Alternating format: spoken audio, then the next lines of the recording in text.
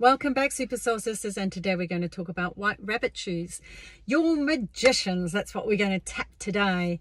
So this is all about, if you think about the magicians, how they have their little hat and, you know, they pull out those scarves and the scarves just go and go and go and go. Well, eventually sometimes in the old days, I don't know if they still do it, they used to reach in and pull out a white rabbit. And this is what I call my white rabbit shoes, because when the proverbial hits the fan, sometimes you kind of need to look for your white rabbit. However, he can be a little hard to tap. So I've got a vision of a beautiful pair of shoes with a little white rabbit and his little ears sticking out. And I slip on these shoes when I'm particularly stressed and can't find a solution to something. It's tapping your inner magician. It's tapping your inner source that goes, right, I am at a loss here. I am so far down the rabbit hole. It's dark, it's scary. I don't know how to get out. I have to find a way. I have to not only dig deep. We spoke about the dig deep shoes yesterday. Not only do I have to dig deep, but I'm like, well, you know, it's all very well and good doing that, but I actually need to find a solution, and the white rabbit is it. This is where you go, I've got my dig deep shoes on, but I want to make sure that I've got my white rabbit with ideally more than one magic trick in the hat to get me out of this scenario. So you know, it can be used in multiple scenarios. It can be used in, you know, in work, you know, in your personal life, you know, if you're in a danger setting. And the secret to wearing them is that you have to tap your inner Zen. You have to tap your little inner Buddha. And the reason for that is, especially when we're stressed, we're in so much overwhelm, especially, look, I mean, how many of you ladies, put up your hands, are going, like, I'm in so much overwhelm, it's not funny. Hello, anybody? I'm one of them. It's just like our lives are so busy. Like if you're a mum, or even if you're not a mum, you know, you don't even have to be a mum to be overwhelmed these days. You know, we've got much longer working hours than we ever have before, much shorter breaks than we ever used to have before. Quite often I find people eat through their breaks, so they're not even getting a break at all. A lot of people are sacrificing their exercise, so they're not getting their breaks anymore, you know, with their exercise. So their management of their overwhelm is not even being held, you know, properly, which is why I have all these shoes. It's like, well, let's recognize what your patterns are and what your shoes are that you're predominantly wearing, and, you know, if they're healthy, fantastic. If they're not, then how do we step out of that? Maybe you step into your exercise shoes, or you know, your meditation shoes, or whatever it is, so that you can handle that overwhelm. And it's like that bucket that I was talking about, where, you know, you put more and more of the stress factor in. It's like, you know, you look at the busy soccer mum, and that's a pair of shoes that I do refer to as well, the busy soccer mum, where it's more like rugby mums in you know, in Zimbabwe, South Africa, and also New Zealand. But it's where we're so busy racing around looking after everybody else, because we're such nurturing souls. We are expected to do that as parents anyway, especially as the mother. You know, this is, and, you know, even if you're not able to do it, you know, then we get the guilt thing. So, you know, that goes into the overwhelm basket. So it's like, I'm feeling guilty because I'm not able to do it, or I should be doing it, you know, I am doing it, but I'm always late because I had to leave work late because I had so much on my plate. So you put all these things together, and it's like, oh, you know, well, I was supposed to have food out on the table by this time. I mean, this is one of my big things, is like, you know, I work quite late, you know, because of all these other things that get knocked on. So getting the food out, you know, is a real challenge for me to try and get food out on the table early enough. So it's like all of those pressures, and, you know, you fill up your bucket, and eventually it doesn't take much. You have a major pandemic come, boom. You know, I didn't see that coming, lost the job. What the hell? How are we going to pay the mortgage? How are we going to do this? So if we don't have all our different shoes that we are, you know, we can go, right, that's not ideal. Wasn't expecting that. How am I going to handle? Now, if you got to admit here, guys, you know, this is all free stuff that I'm giving you. If you are able to go, right, okay, I am prepared. So in hopefully, you know, the unlikely event, please God, that something like a pandemic comes again, we're prepared, you know. But it's not just pandemic. I mean, most people will say, oh, blow it off, that's not going to happen, you know, but that's what they said last time. And here's the other thing, it doesn't have to be that. It was like, it can be an illness in the family, it could be a death in the family, you know, like one of your parents or grandparents. It could be, you know, your child has a major wobble, you know, with anxiety. I'm having a lot of that at the moment after COVID. I'm actually seeing more wheels coming off after COVID than during, oddly, for different reasons though, I would say. But, you know, it's life can sometimes be a four-lettered word. I mean, I love life, but it does come with its challenges and its obstacles. And if you are not prepared, you know, to do what I call the wax on, wax off, you've got to be able to get to the point where you go, right. I remember Vicki Jane said, you know, these are the shoes. Oh, I never thought I wear those ones far too much. That's why I'm so stressed out. I'm in so much overwhelm. Okay, take your overwhelm shoes off. What do we need to do? Okay, let's break it down. Which shoes are you overdoing? So it might be I'm staying much later at work than I need to. Okay, how do we get you out of those shoes into a pair of shoes that are going to get you onto a place where you're more calm, or you're going to be able to de-stress, what exercise, and start nutting it out. How are you going to do that if you don't even know? You know, you've got to be aware of what shoes work for you and what shoes don't. And then it's like, well, I do like those ones, but I don't know how to wear those. I've never learned how to run. I've never learned how to play tennis. I've never learned how to do yoga. You know, I can't even touch my toes. That's the whole point of this whole exercise. This whole channel is all about, and the group, it's like, you know, get you in the shoes that you need to be in order to be able to get through.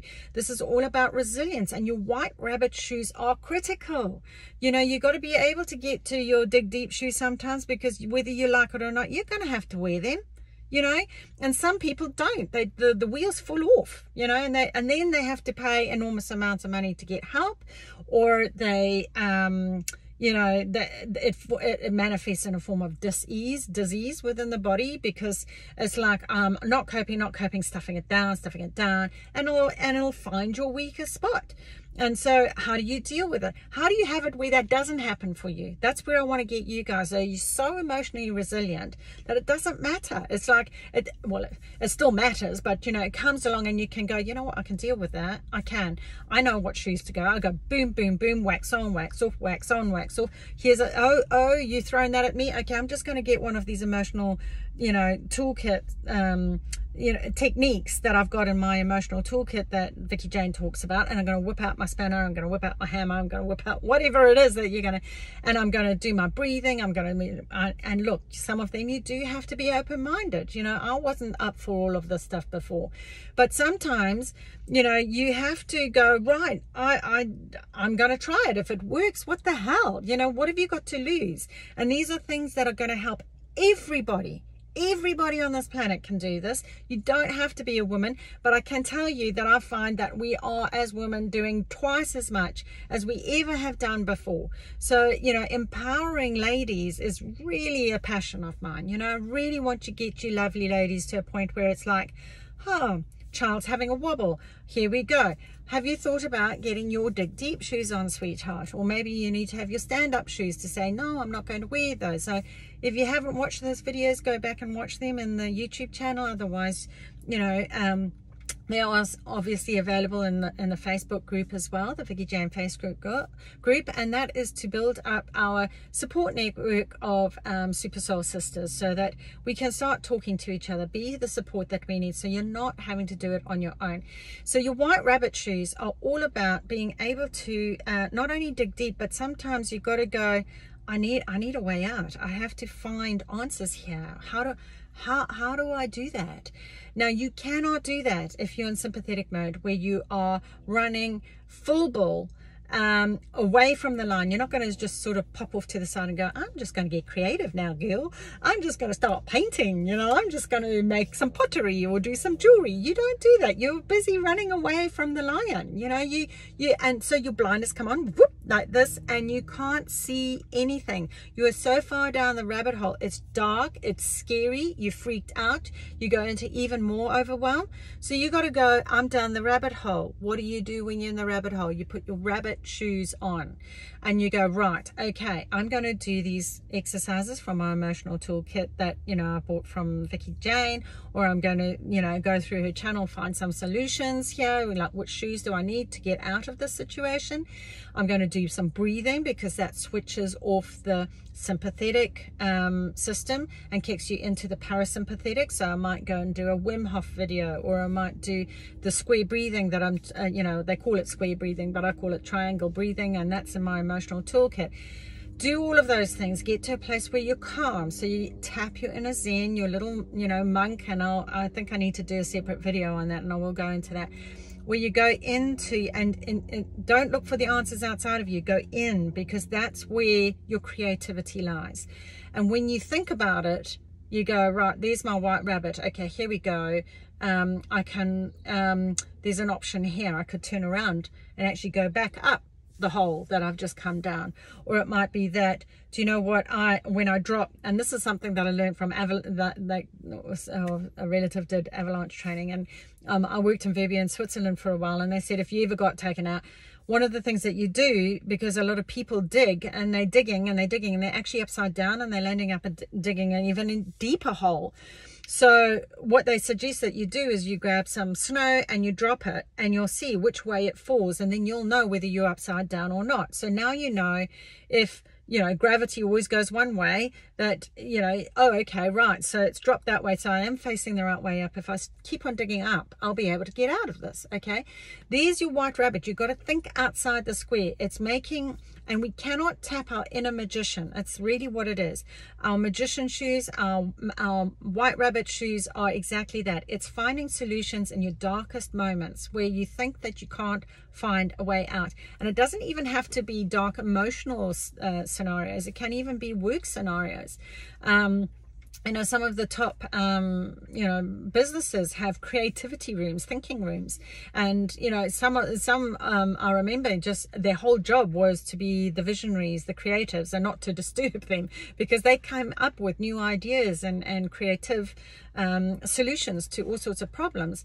And you don't get that if you're not still enough to be able to do it. But you can't get into still until you've done, you know, a bit of your yoga or your breathing, or where you slow everything down and you stop panicking, and then you can find your white rabbit. So I'll give you an example of like a non-urgent scenario. I mean, the urgent was like that time, like I was saying with my husband in the previous video, where we had to find accommodation. So I had to think outside the square. There was no way I was not going to find accommodation for my husband. He needed it. We needed to, the whole family needed to shift with him for the whole term of his 6 to 7 weeks of treatment. And, you know, it was challenging. It was one of the most challenging. And I wasn't expecting that either. I was like, no, you just phone up a hotel or you phone up an apartment and you just book in. No, there was nothing available. So I had to get my white rabbit shoes on. I did my breathing. I did all my, you know, wax on, wax off, my, you know, my tapping, and, you know, all my techniques that I do. And I used whatever it was at the time. And then I contacted those people and I said, right, you know, here's the scenario. And I told them straight. I was just totally transparent. I said, he needs treatment. I don't want to have to keep shifting him. I see that you've got bookings for like 3 of the weekends. But here's the thing. You know, you're going to have us for 7 weeks solid. You're not going to get bookings back to back, are you? That are, you know, at the rate that that you're asking for. And I'm saying that we will pay you the going rate.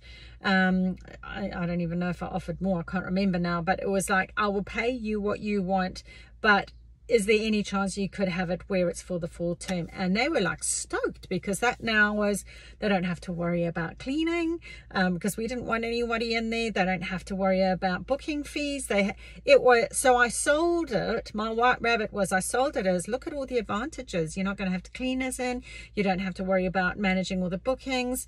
You know, there's you know, we're solid, we're going to pay you in advance, all these things where they were like, oh my gosh, this is fantastic, where did you come from? So I found my white rabbit. So I'm also known as Make a Plan Vicki as part as in our family, and that is because in Zimbabwe that's exactly what we had. Because we had Mugabe as our leader, you just never knew what he was going to do. Like he shut down like the toothpaste, like Unilever, because he wanted to take over. He didn't shut it down. He went in and said, we're going to take over Unilever, and you just got to give us all your secret recipes. And Unilever oddly went, well, up your jacksies, that ain't going to happen. So within 48 hours, they were gone.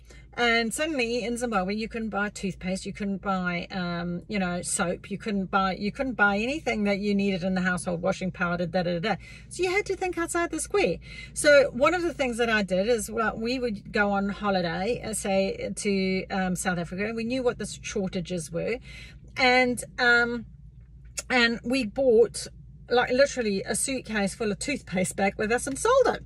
I think that's half the reason I'm such a good entrepreneur, is because we had to think outside the square. We had to look for the white rabbit, otherwise you just wouldn't survive. Okay, so get your white rabbit shoes on. I'll give you another example that was really interesting and got us out of a sticky situation. We were traveling. I used to be a tour leader for an overland company called Top Deck in England, and we were going through Europe, and we were in Poland, and it was the first time they had ever done a trip into Poland. It was actually my first trip as well, and so there was no benchmark, there were no notes, there was no anything. And anyway, long story short, there were a few scenarios where we had to sort of dig deep, and I had to look for the white rabbit. One being is that there were no phones that had GPS or anything on, and you couldn't find your way without a map. And of course they didn't have a map of Poland because it had been sealed off for so many years. So we literally got in, and we had a few challenges that I'll share. They're all very entertaining. Got a map, but it wasn't in English, it was in Polish, so we couldn't read it anyway. We kind of made out like, oh, okay, yeah, we worked out where Warsaw was and all this, so we were like, right, we'll sort of head that way. And then I remember the driver saying to me, oh, Veg, you might want to come up here. That was my nickname for the road. And we got there, and it was a big highway, and we went right up high, and it just ended. Literally was, thank goodness we were driving during the day, because it was like, oh my god, are you kidding me? Like, we could have driven right off the end of that. It was like one noddy hat, and we could have plummeted to untimely deaths. And I was like, oh my gosh. So now you had to make a plan. You had to look for the right rabbit. How am I going to find my way out of this? I've got all these passengers, 45 sitting behind me, and they've been promised, they're going to get food, they're going to get to a campsite. Anyway, we went on a diverted route. It was all road, dirt roads. It was through farmland. It was a fantastic experience. My guys loved it. It was like one of the highlights of their trip. But of course, then we get to the campsite. We get to I think we were going to Krakow that time. Anyway, we get there, and it's a 4-day holiday. There's no banks open, and they didn't have Visa cards back then. They had travelers checks. And here's the thing, the banks aren't open, you can't cash them. And so therefore, how are you going to put fuel in the bus? How are you, in the coach? How are you going to pay for the activities? How are you going to feed your 45 passengers? Well, it's up to you as the tour leader to make a plan. So I had to get my white rabbit shoes on, and away I went, and I got creative. I said, right, you guys, I told the driver, off you go, take them to one of the tourist sites. And I had my cook looking after them, guiding them around and doing a bit of a self walk and entertain. And I went into a hotel, and I pretended to be one of the guests. How cheeky is that? Anyway, I thought, how else am I going to pull this off? There is no way I'm not going to be able to pay for that campsite and not going to be able to feed my guys. Not happening on my watch, baby. So I made a plan. So I went up to the counter, pretending I was a guest, and I got him, he was signing, and I was literally like throwing these things at him. I was like, here you go, here's another one, here's another one. And then he's signing the last one, And he goes, okay, what room number you in? And I just plucked a number out of the sky. I was like, please God, let it be a number. And he went, madam, we don't have that many rooms here, do we? And I was like, okay. And I said, here's the thing. And I told him the real scenario. And I said, you've actually signed those and I can't actually take them to a bank once you've already signed them. So that, you know, and he went, look, you know, hats off to you. Magic hat, rabbit out of the hat. And he went, I've never had this situation ever happen in my life before. I'd never had it happen in my life either. But he gave me the jolly money. Booyah, baby. We were able to stay at the campsite. I could feed my guys. And we had enough petrol to get us to the next destination where we were able to fill up and draw money. Very, very exciting indeed. So you see, you know, you do, but you have to have your wits about you. You have to be flexible. You have to go, right, what shoes am I going to put on? You know, how do I need to be in order to be able to wear those white rabbit? You can't just go, oh, I'm going to get creative. You actually have to get calm, get centered, then put them on. You know, you might be doing your dig deep shoes. You recognize where you're at and you go, right, what tools do I have at my fingertips right now? What shoes can I go, right, I'll put those on, I'll put those on, and I'll put those on. I've got this. I'm sweet. Okay, I've got my white rabbit. And you'll find that you've got more than one solution if you really do this well. So tell me, is there a situation that you can think of where you could use your white rabbit shoes? Maybe there's something that's going on for you now. And would you please be kind enough to share it if you're brave enough? If it's too personal, I get it. It's no problem. If you would rather have it in a sort of a community area and you're not already in the Facebook group watching this, maybe hop over to the Vicki Jane Facebook group and share your experience in there, so that you can get the support that you need to help you, you know, define. You might be at the early stages. I don't know where you're at with following me, but if you haven't followed up to now, you might need a little bit of help to get you out of that rabbit hole, and to come up with some other creative ideas. You know, soundboarding. Other people have white rabbits as well. They might go, oh, have you thought about this little white rabbit? Have you thought about that little white rabbit? So I really hope you found that useful, ladies. If you did, please like, share, subscribe if you're on YouTube, and if you're on Facebook, hey, please get talking, ladies, and just, like, you know, reach out, you know, start asking. Yeah, oh, I remember a time when I had to do a white rabbit, and then share your experience. You can even do a video if you're brave enough. How about that for a new novel idea, hey? Anyway, I hope you found that useful, ladies, and we will see you again tomorrow. Namaste.